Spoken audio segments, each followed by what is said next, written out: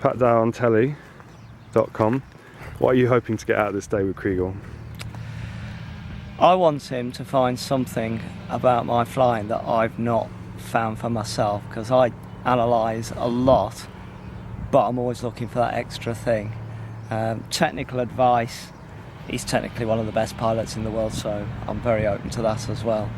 And I think rather than measuring what I get out of this in a competition result next week or the week after, it'll be what happens up here, which will be the real measure for success for me. So he's got a challenge. They're very good in these conditions, and he's round the inside of me, and he's got the climb, and I've missed it. Yeah. You know. If you have 3 options, for example, but you're far away, you have to go closer. And if you go closer, you have more information.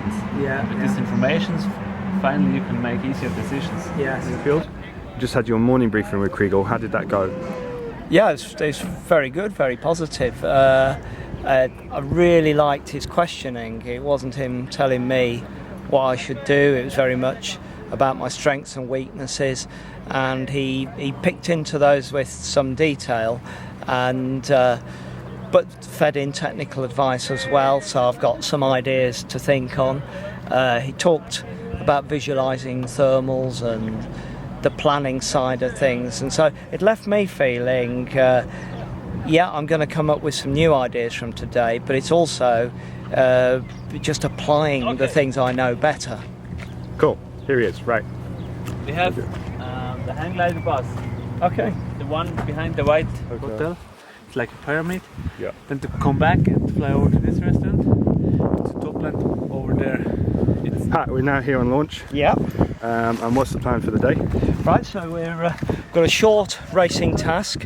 The idea being around long cross country, we can do the task, top land, and then we can discuss and feedback and look at points to work on, then have another fly and put it all into practice. Excellent. So when you say short, how short? Like? I think it's 15 kilometres. Okay, how many turn points? 1, 2, 3 turn points. Excellent. So you're looking forward to it? Oh yeah, absolutely. A little bit worried I won't be fast enough to keep up with Chrigel, but we will try. Good luck. Cheers. Thank you. So if I have so many people in the air like now, you can see that some parts are climbing well, Yeah. but some parts are sinking extremely.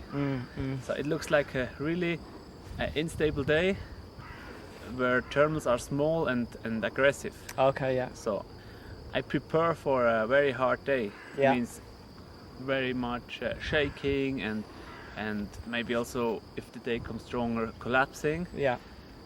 And not an easy day, because they climb not easy. Huh? No. Yeah. Okay, let's fly. Okay, good. It's okay.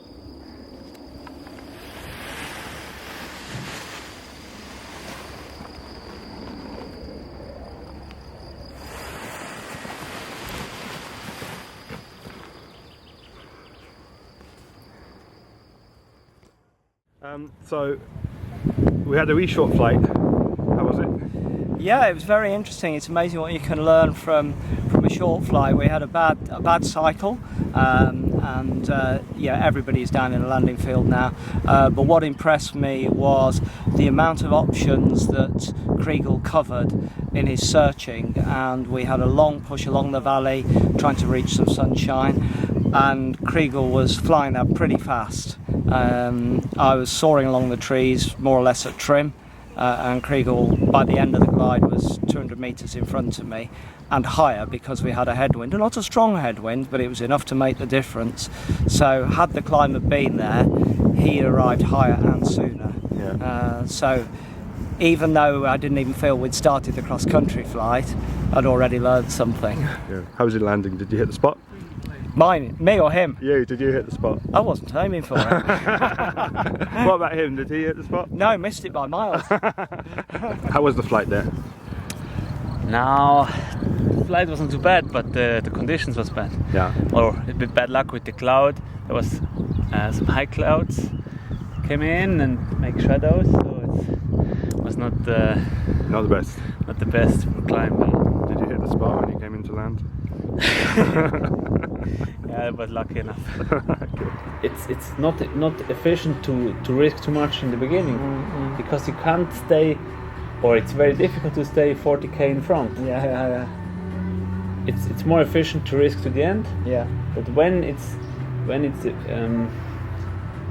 good to risk, and if it works, then you have to find the way to the goal, and then it's okay to risk. It's the risk management. That's it's interesting. That for the cross Alps, for example, I thought the first week it's no need to risk, because you need 2-3 days to come into the comp, and then it's a long way to the French part, and then finally it takes maybe the last 1-2 days where you can take more or less risk. And in an adventure race like the X-Alps, you also have to see that if you risk all the days, every takeoff, every landing, you risk too much, then it's generally it's quite normal that something happens. In each category. Okay. Yes, I can say for the material, the wing it's important, the harness, the instruments, helmet, cloth, shoes, whatever. What material, and then. So Pat, earlier today you said you wanted to be surprised. So have you been surprised?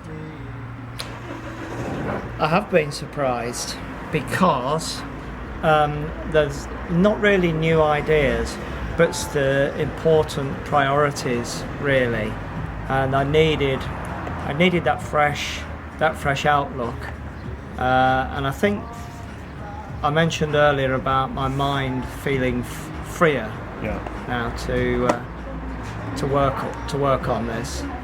And I didn't actually think about that in advance, so that's a nice surprise. To pay attention to optimization at all points in the flight, always making sure you're at the right speed for the headwind or for whatever. Even before the start of the race, getting the good position for the start is important, which we try to do, and always been on the right thing. That the attitude to risk is very interesting, because I do take strategic risk during the race, but I tend to get more conservative towards the end of the task, because I don't want to blow it all.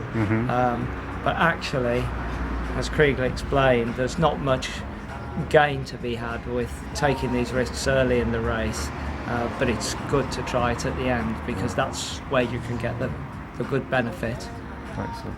So would you recommend it to, who would you recommend it to, this type of intensive one-on-one training with Chrigel Maurer? Just about most of the British team, Yeah. I think, would benefit if their mind is open. I haven't seen Chrigel work with, say, a new cross-country pilot, but from what I have seen of Chrigel and the questioning, he's able to adjust his thinking for the level of the person. So I think Chrigel could benefit a very, very wide range of pilots. Okay. And I suppose last of all, have you had fun? Have you enjoyed it? Fantastic. Yeah. That's really good. Excellent. Thank you.